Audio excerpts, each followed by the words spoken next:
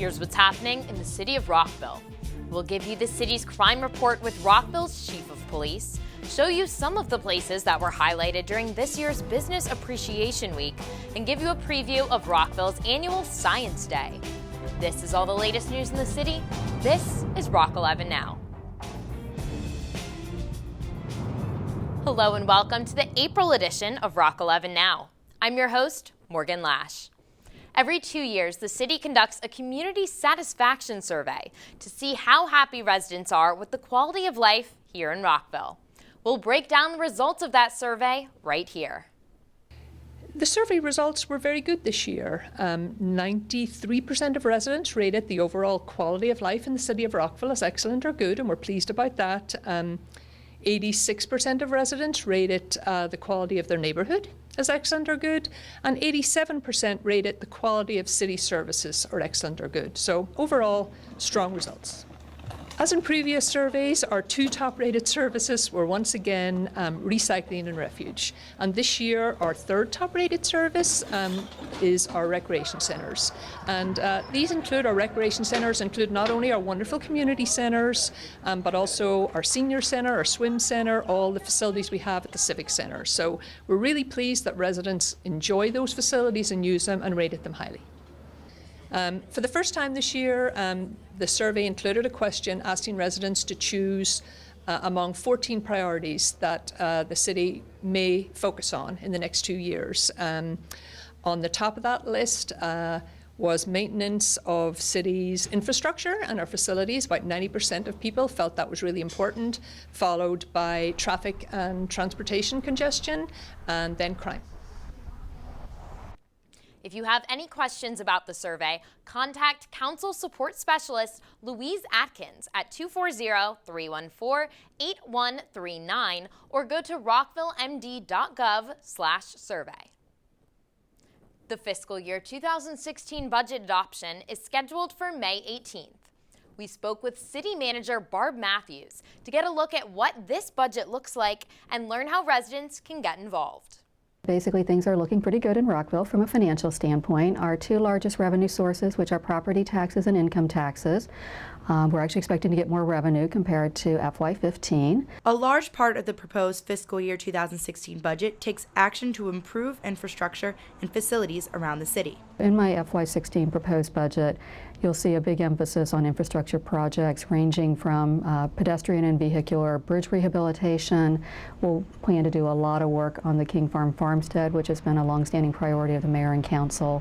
Specifically, we'll be making some investments in the dairy barns on the property, which is one of our historic treasures in Rockville. And last but certainly not least, we plan to do a lot of work at the Rockville Swim and Fitness Center. The city manager kept the mayor and council's priorities in mind when planning the budget.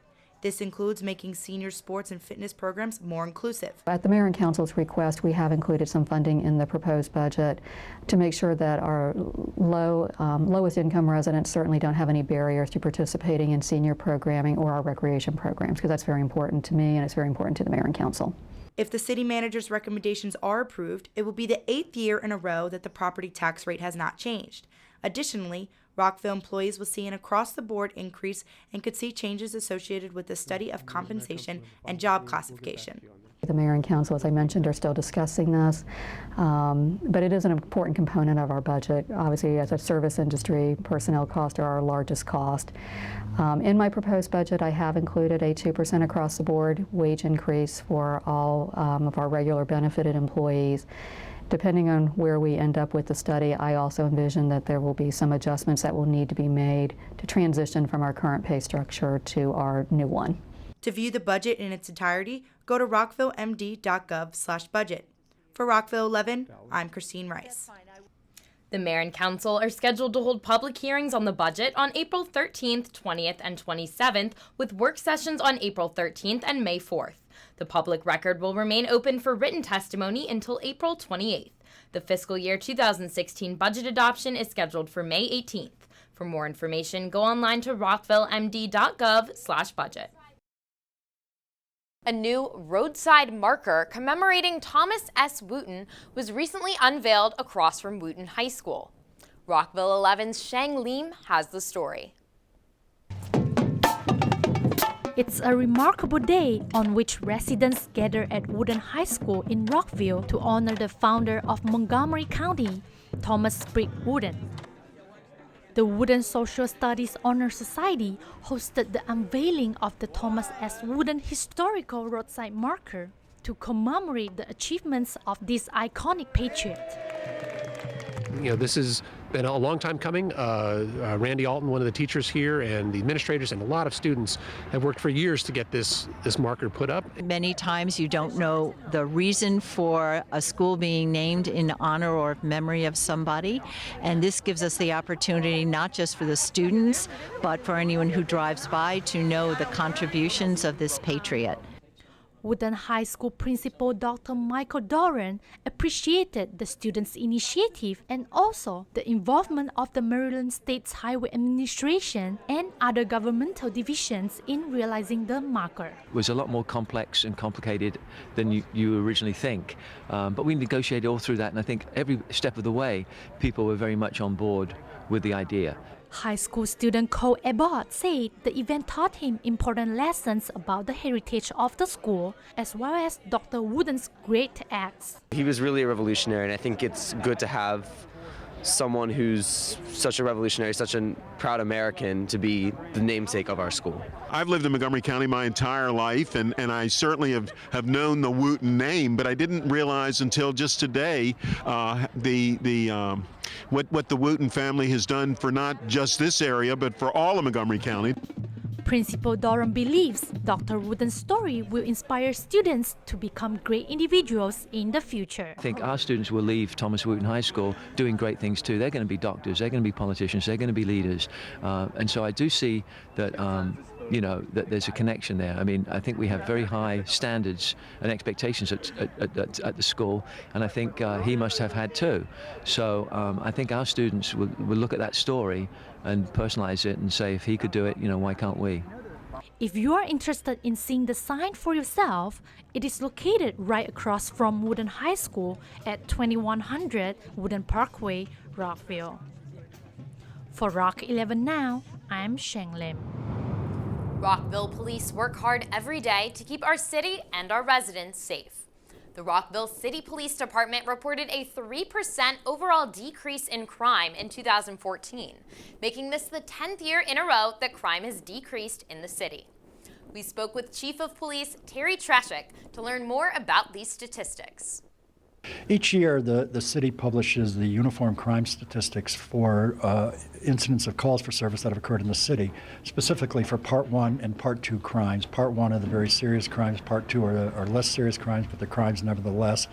And we report out to the federal government, to the FBI, and it's important that we do this because it gives it a barometer and a point where you can look at what's going on in your community and what you need to do different. We're very fortunate this year in that we've had a reduction in the number of incidents of Part 1 by 7%, a reduction of the Part 2 crimes by 2%, but an overall reduction of Part 1, Part 2 crimes by 3%.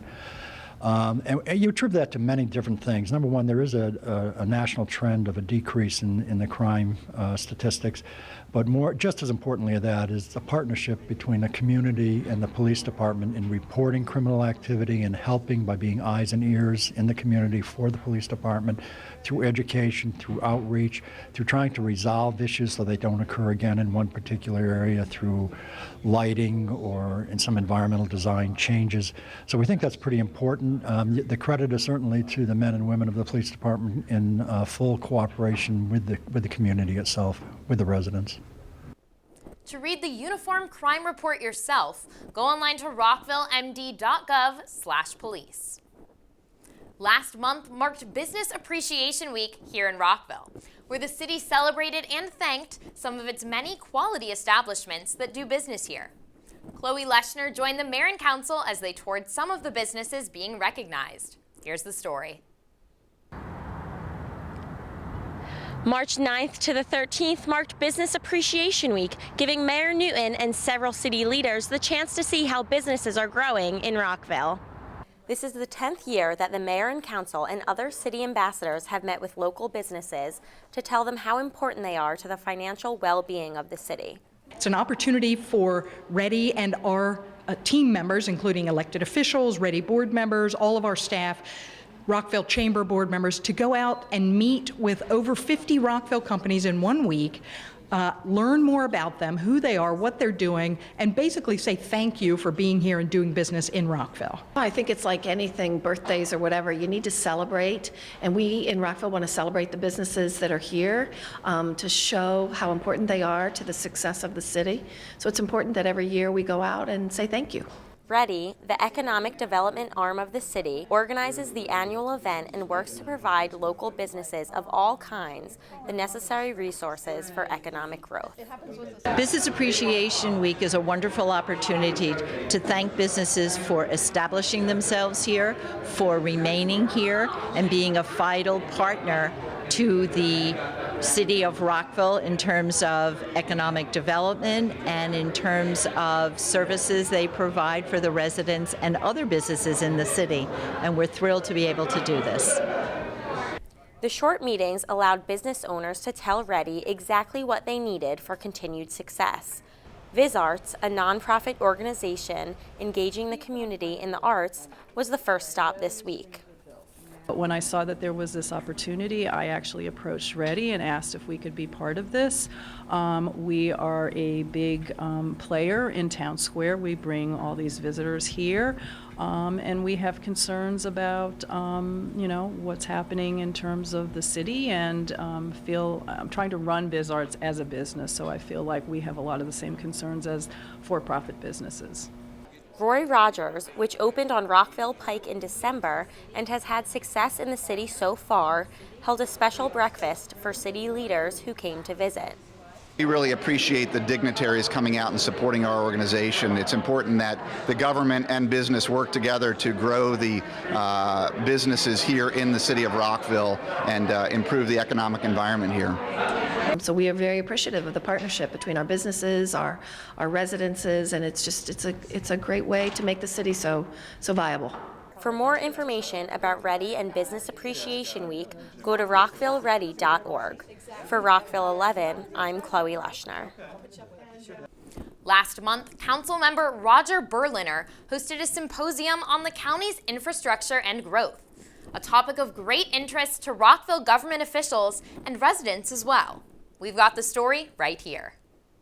Government officials and community members from across the county, including Rockville's mayor and council, joined Montgomery County Council member Roger Berliner for an infrastructure and growth symposium. Well, I'd been having a lot of conversations with my PTA community over the years, and this was the agenda that they always wished was brought to the fore, which is to get our county officials, our school system, our transportation people, our planners together with the community and say, are we doing this the best we can? Are we keeping pace with our infrastructure, with the growth in our community? And if not, what could we do differently? So that was the goal today. The event was of particular importance to the Rockville City residents and the mayor and council, as the city's adequate public facilities ordinance has recently been a hot topic. Countywide is important because the county they're the ones who decide when the schools get built. And the more conversations we have with them about school capacity and about what's needed in Rockville and what's needed in the county, the better off we will be, because we need collaboration. We are part of the county, so we've got to find a way to work for every municipality and the county as a whole to find a way to solve our infrastructure problems. And it's not just school overcrowding, it's roads, it's water, sewer, it's all of it. So we've really got to find a way to dial the dialogue back and come up with some creative solutions. And we heard some good ones today. Council members enjoyed the opportunity to discuss issues on a county-wide level. And this is exactly the kind of conversation that I was hoping we were going to have. We've got a lot of Rockville residents here today, despite being outside of Rockville, and we're having this conversation about the county's infrastructure and the county's money and the county's decisions, and that's exactly the way it should be, because these are county issues. They affect the city of Rockville very deeply, but all the decision making is done at the county. For more information on growth concerns specific to the city of Rockville, visit rockvillemd.gov/APFO. April is Earth Month, And the city of Rockville has lots of ways to celebrate all month long. We spoke to Shannon Philbin to learn about how you can get involved in celebrating the Earth.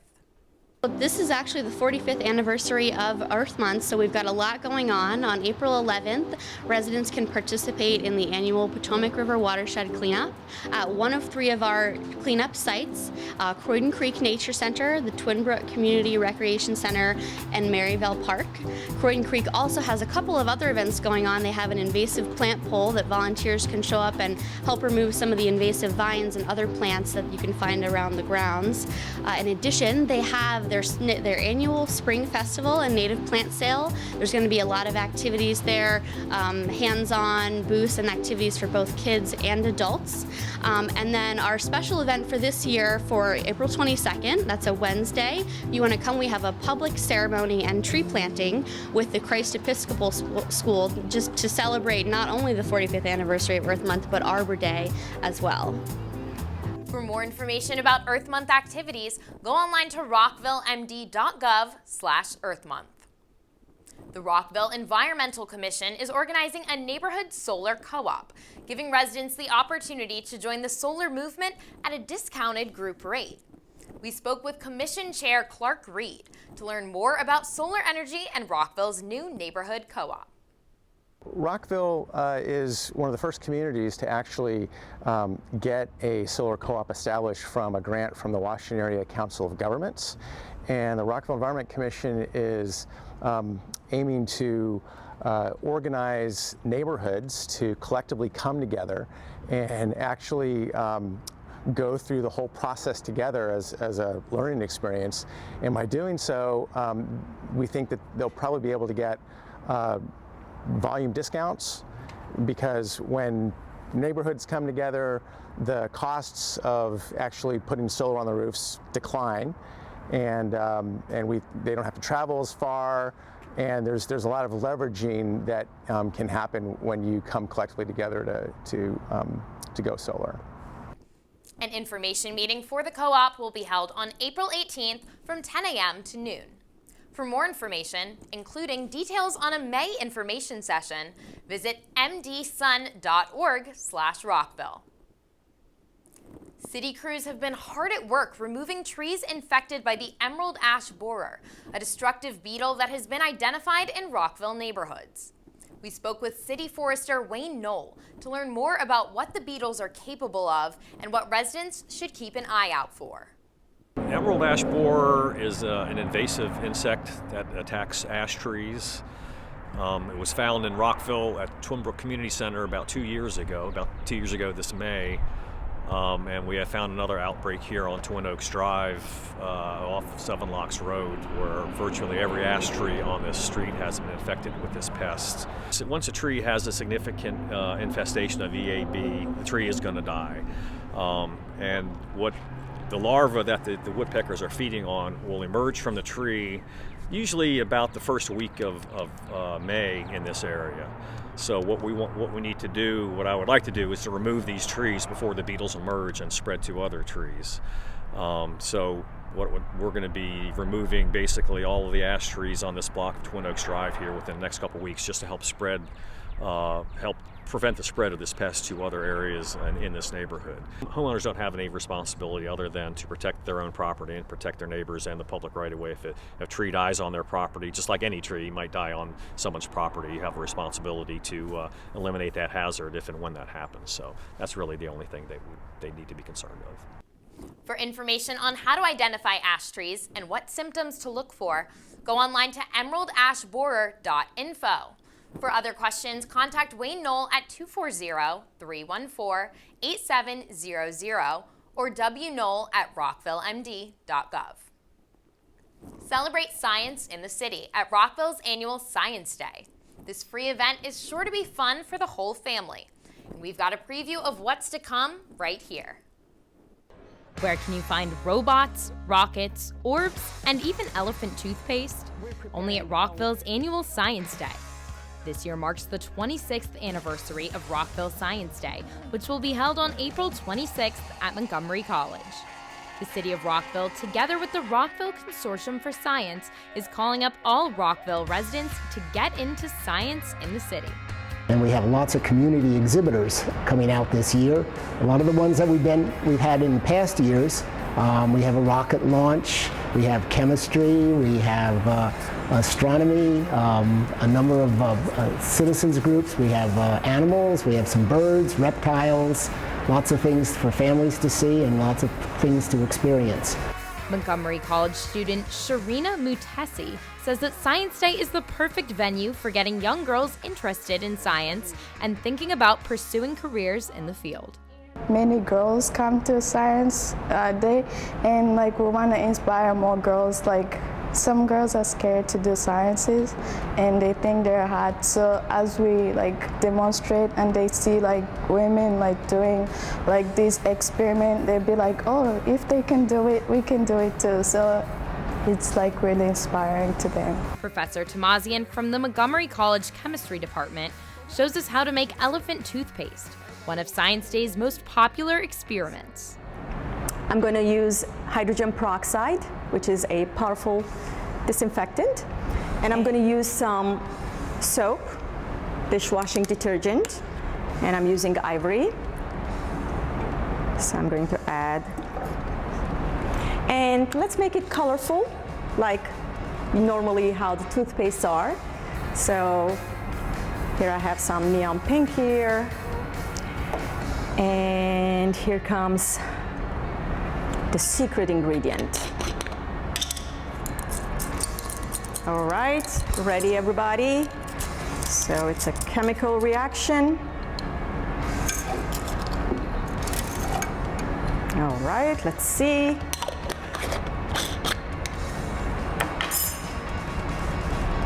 Whoa! We're preparing a lot of toothpaste here. What are you waiting for? Mark your calendar now and join the fun of Science Day on April 26th at Montgomery College. To learn more about the event, visit rockvillescience.org. For Rock 11 Now, I'm Morgan Lash. The Rockville Swim and Fitness Center was the setting for the city's most recent lifeguard training course. Rockville 11's Katie Giardi stopped by. Here's the story.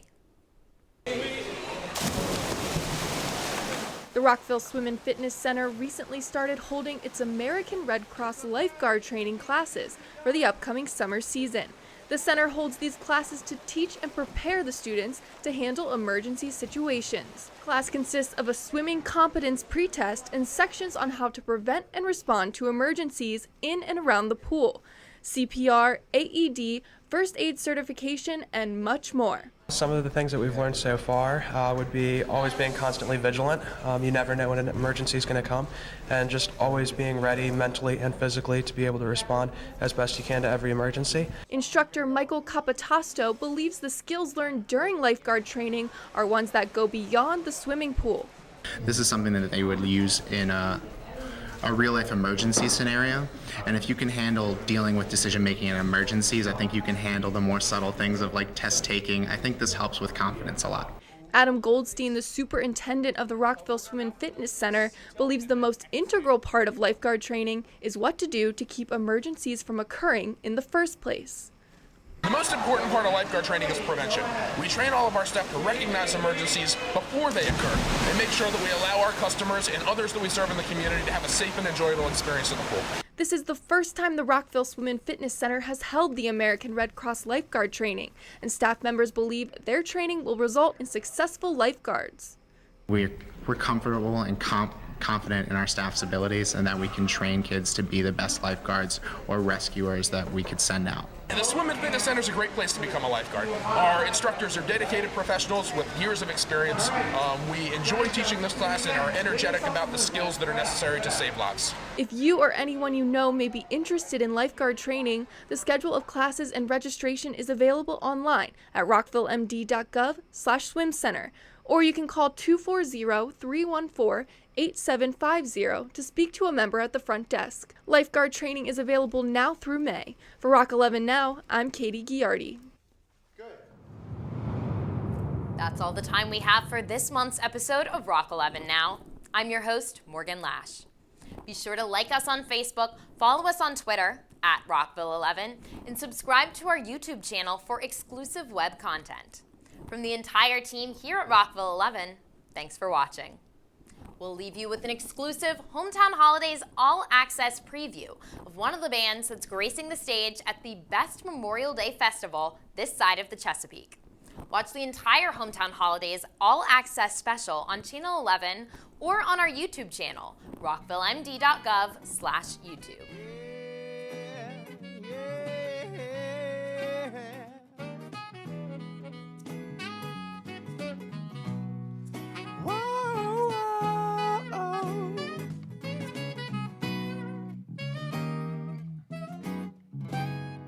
Should have been you, one I gave my heart to. Should have been you, and now you got me feeling blue. You, what I gotta say to take you home. Should have been you, my kisses will never do you wrong.